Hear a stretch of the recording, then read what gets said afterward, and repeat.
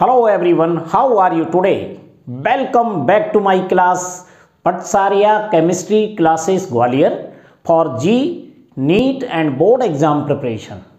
Today we are going to discuss on lecture number 14 of hydrocarbons from class 11th. In this lecture we will discuss about physical properties of alkanes. This lecture is very important for those students who are preparing for G or NEET with board exam. So let's start without delay. But kindly request to you, please like, share and subscribe my channel.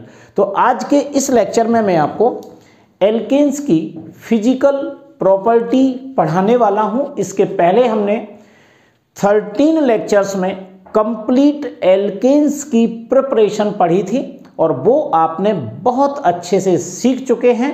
Competition का कोई भी question उससे miss नहीं होगा। आज physical property में भी आपको मैं केवल एक फिजिकल प्रॉपर्टी कराऊंगा, वो भी है बॉइलिंग पॉइंट्स। आपको एक एक पॉइंट ध्यान से सुनना है, ट्रिकी स्टाइल में बताऊंगा। कंपटीशन का कोई भी क्वेश्चन इस फिक्स नॉलेज से अलग नहीं जाएगा।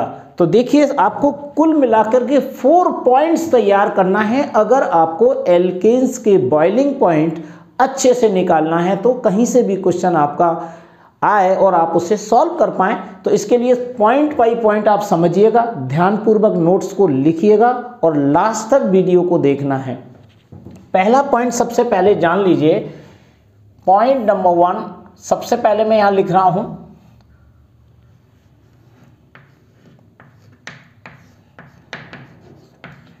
Boiling point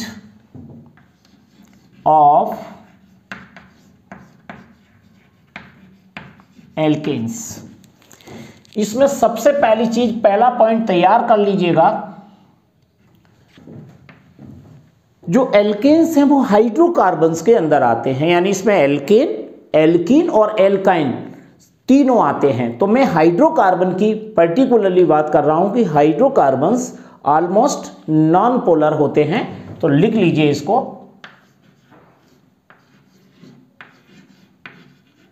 hydrocarbons are almost non polar. ये पॉइंट जानना भी आपके लिए बहुत जरूरी है कि हाइड्रोकार्बन जो होते हैं, जिसमें एल्कीन मेनली नॉन पोलर और एल्कीन और एल्काइन में हल्की सी पोलैरिटी होती है, लेकिन ऑलमोस्ट इनको नॉन पोलर बोला जाता है। पहली बात तो ये जान लीजिए। नंबर 2, एल्केन्स के अंदर जो सी सिंगल बॉन्ड सी है वो काफ़ी स्ट्रॉन्ग बॉन्ड है, इसलिए इनके बॉइलिंग पॉइंट्स जो होते हैं वो ज़्यादा होते हैं। लेकिन एल्कीन और एल्काइन की बात करें तो वहाँ पर एक पाई बॉन्ड और इंक्रीज हो जाता है, तो उनके बॉइलिंग पॉइंट इनसे थोड़े से ज़्यादा होते हैं। लेकिन मैं एल्कीन और एल्काइन की बात अभी बिल्कुल भी नहीं कर रहा हूँ। केवल आप पहले एल्केन को समझिए तो आगे वाले पॉइंट्स आपके सब कुछ क्लियर में हो जाएंगे। पहली बात ये जान लो, हाइड्रोकार्बन्स कैसे होते हैं, नॉन पोलर होते हैं। तो हम एल्कीन को क्या कहेंगे, non polar molecule. Hydrocarbons are almost non polar molecule भी लिख दो, नॉन पोलर मॉलिक्यूल। बस इतनी सी बात जान लीजिए। अब हमें किसी का बॉइलिंग पॉइंट बताना है एल्केन्स में कि किसके बॉइलिंग पॉइंट ज्यादा होंगे। तो आपको क्या जानना है, उसके लिए सबसे पहले आपको ये बता दें कि इसके लिए मेनली क्या चीज ऐसी होना चाहिए जिसकी वजह से बॉइलिंग पॉइंट ज्यादा होते हैं। तो 2 पॉइंट्स याद रखिए। नंबर 1 सरफेस एरिया और number 2 van der Waal forces of attraction. Only 2 word याद रखना है आपको। कौन कौन से? Surface area, number 2 van der Waal forces of attraction. तो इसका मतलब इसी से इसका कनेक्शन है, तो इस पॉइंट को पहले याद करो, फिर इससे रिलेशन बताता हूं। तो यहां पर लिख लीजिए point number 2,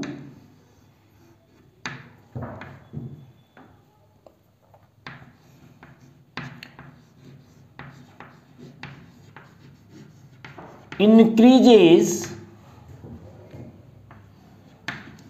the surface area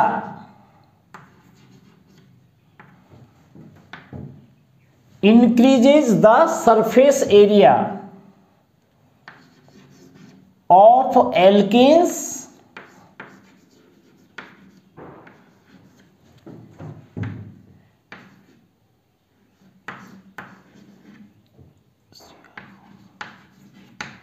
stronger are the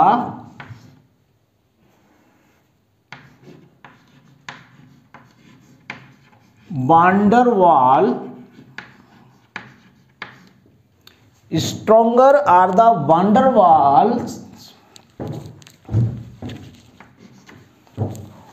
Waals forces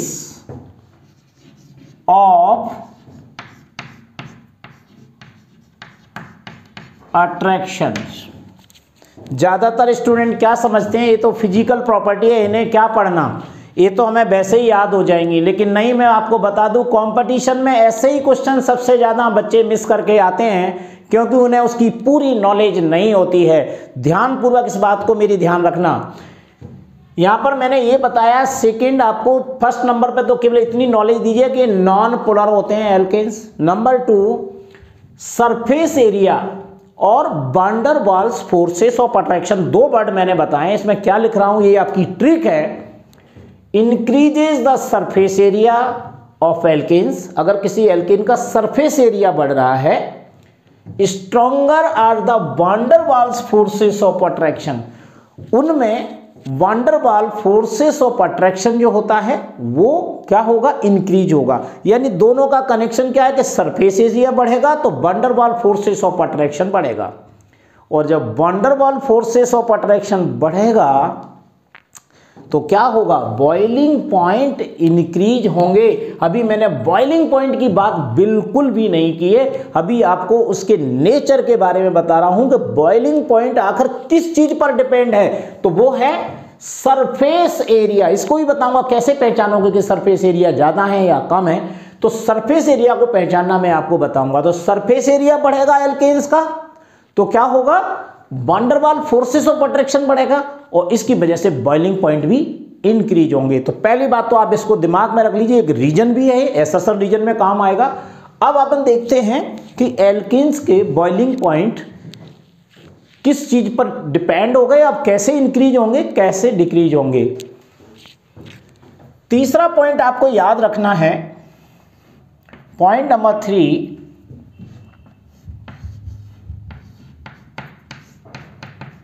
boiling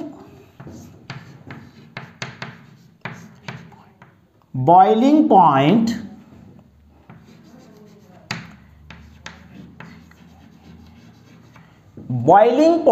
increases with increase in the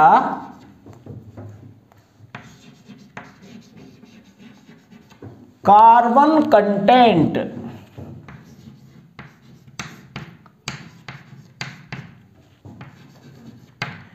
in the alkane series. दूसरी चीज ये याद रख लीजिएगा, ये 2 पॉइंट है। दूसरा पॉइंट आप फिर समझ लो, अगर जैसे आप एल्केन सीरीज में आगे बढ़ रहे हैं, कैसे, मीथेन के बाद ethane, propane, butane, pentane, hexane, इस टाइप से आपने सीरीज याद की, तो हर एक पॉइंट यानी होमोलोगस सीरीज में हर एक कार्बन के बाद आपके बॉइलिंग पॉइंट इंक्रीज हो जाते हैं। तो इसका मतलब मीथेन से ज़्यादा इथेन के, फिर प्रोपेन के, ब्यूटेन के, पेंटेन के, बस ये चेन कैसी होना चाहिए, नॉर्मल होना चाहिए। नॉर्मल चेन में boiling point increases with increase in the carbon content in the alkene series. Carbon content यानी कार्बन इंक्रीज होगा तो बॉइलिंग पॉइंट इंक्रीज होगा। लेकिन हमारा क्वेश्चन यहाँ भी सॉल्व नहीं होता है इतने से कहने पर कि कार्बन कंटेंट इंक्रीज हो गया तो बॉइलिंग पॉइंट इंक्रीज हो जाएगा। साथ में और भी पॉइंट आपको याद रखना पड़ेंगे।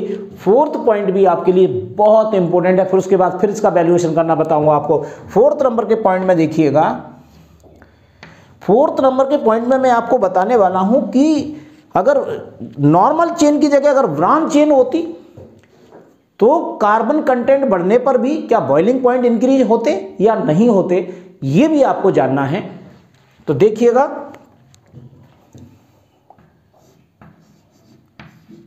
Branched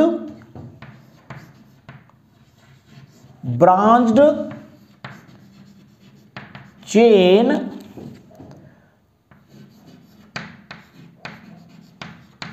isomers have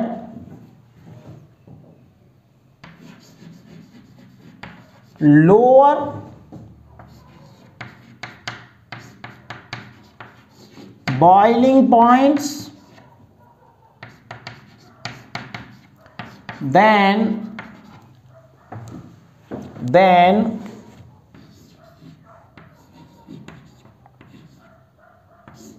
corresponding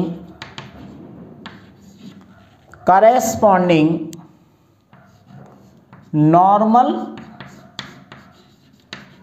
alkanes. ये भी पॉइंट आपके लिए मोस्ट इंपोर्टेंट है, यानी ब्रांच चेन आइसोमर का जो बॉइलिंग पॉइंट है वो कम होते हैं करेस्पॉन्डिंग यानी उतने ही कार्बन एटम के नॉर्मल एल्केन से। यानी 5 कार्बन का आपके पास 3 आइसोमर हैं, normal pentane, isopentane and neopentane. तो आपको क्या देखना है, नॉर्मल पेंटेन का सरफेस एरिया ज्यादा होता है, जो सेकेंड नंबर के पॉइंट में है। नॉर्मल पेंटेन का सरफेस एरिया ज्यादा होता है, मोर होता है आइसोपेंटेन से। यानी आइसोपेंटेन में एक ब्रांच होती है तो इसका मतलब वो ब्रांच चेन आइसोमर हो गया, और ब्रांच चेन आइसोमर के बॉइलिंग पॉइंट नॉर्मल एल्केन से कम होते हैं। जैसे जैसे ब्रांच बढ़ती जाएंगी बॉइलिंग पॉइंट कम होते जाएंगे। इतनी सी बात जानना है, यानी बार बार आपको ये चीज को मैं बताऊंगा। अभी एग्जांपल आपको मैं लेके बता रहा हूं किस तरीके से और कितना बॉइलिंग पॉइंट कम होगा। पहली बात ध्यान से रखो, इन पॉइंट्स में दोबारा से समझ लीजिए कि सरफेस एरिया बढ़ने से van der Waals forces of attraction भी इंक्रीज होता है। नंबर 2, बॉइलिंग पॉइंट कब इंक्रीज होते हैं, जब नंबर ऑफ कार्बन इंक्रीज होते हैं एक सीरीज के अंदर। तीसरी बात याद रखना है कि अगर ब्रांच चेन एल्केन है आपके पास, यानी एक नॉर्मल चेन है और एक ब्रांच चेन है या एक से ज्यादा ब्रांच है, तो जैसे जैसे ब्रांच बढ़ती जाएंगी आपके बॉइलिंग पॉइंट कम होते जाएंगे। क्यों? क्योंकि सरफेस एरिया कम होता जाता है, और सरफेस एरिया कम होता जाएगा तो van der Waals forces of attraction minimise हो जाएंगे। कितनी सिंपल सी चीज है। यानी अगर आप सरफेस एरिया नहीं पहचानते तो समझ लीजिए नॉर्मल एल्केन का सरफेस एरिया ब्रांच एल्केन से ज्यादा होता है, तो van der Waals forces of attraction भी ब्रांच चेन का कम और नॉर्मल चेन का ज्यादा होता है। आपके 4 पॉइंट इंग्लिश में लिखे हुए हैं, आप इनको समझ लीजिए। हिंदी में भी आपको समझा दिया है, आप किसी भी क्लास के स्टूडेंट हैं इस बात को तो समझ ही सकते हैं। तो ये 4 पॉइंट के आधार पर आपको किसी भी एल्केन्स के बॉइलिंग पॉइंट के बारे में बता सकते हैं। मैं एक एग्जांपल से आपको समझाता हूं, अगर आपको ये भी बात समझ में नहीं आ रही हो कि सरफेस एरिया किसका ज्यादा है, van der Waals forces of attraction किसका कम या ज्यादा है। तो देखिए एक एग्जांपल लेते हैं जो सबसे सिंपल एग्जांपल है और आपके काम आएगा। तो देखिए एग्जांपल,